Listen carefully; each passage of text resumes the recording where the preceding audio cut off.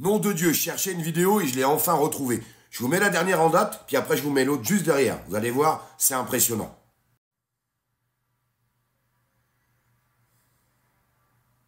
Alors ça, c'était il y a 2 jours, mais j'en ai retrouvé une autre, et là, il y a du level. N'oubliez pas de mettre un petit like, un petit partage, un petit abonnement, puis on va faire un petit peu de pub à la Macronie.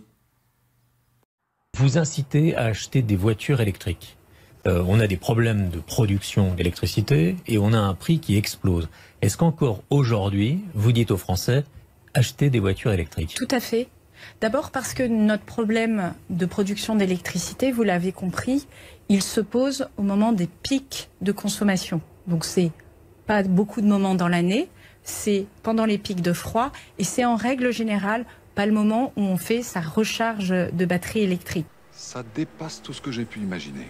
Ce que les gens ne savent peut-être pas, c'est que précisément, d'avoir des voitures électriques qui ont une batterie électrique, c'est une réserve d'électricité.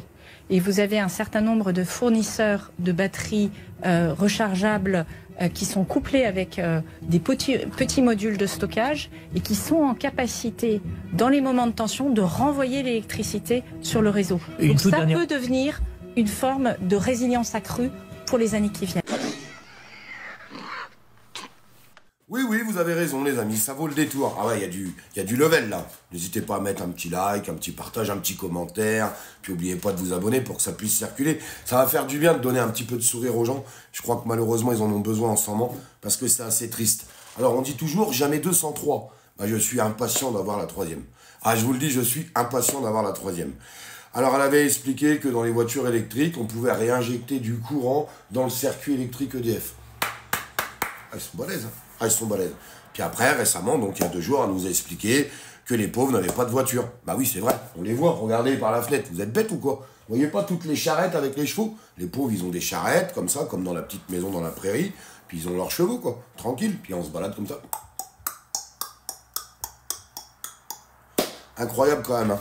Et ben ça, c'est au gouvernement, ça, c'est payé avec nos impôts, et ça prend beaucoup d'argent. C'est fou, hein.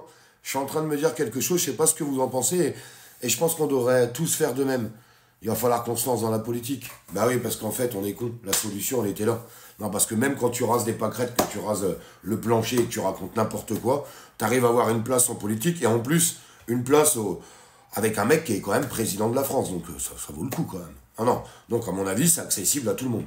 Bah, quand on entend ce genre de niveau, on ne peut pas dire autre chose que ça. C'est accessible à tout le monde. Pauvres Français. C'est ça la politique d'aujourd'hui. Et après, on se demande pourquoi le pays s'écroule, pourquoi le pays va mal. Eh ben, nom de Dieu. Alors, désolé, j'ai fait cette petite vidéo pour essayer d'amener un petit peu d'humour parce que je vois que ça devient quand même pesant pour tout le monde, tout ce qui est en train de se passer en ce moment, et je vous comprends totalement. Mais on est obligé de dénoncer, et il faut surtout pas lâcher, parce que sinon on les laisse gagner. Et moi, personnellement, je vous le dis, j'ai pas envie de les laisser gagner. Certainement pas.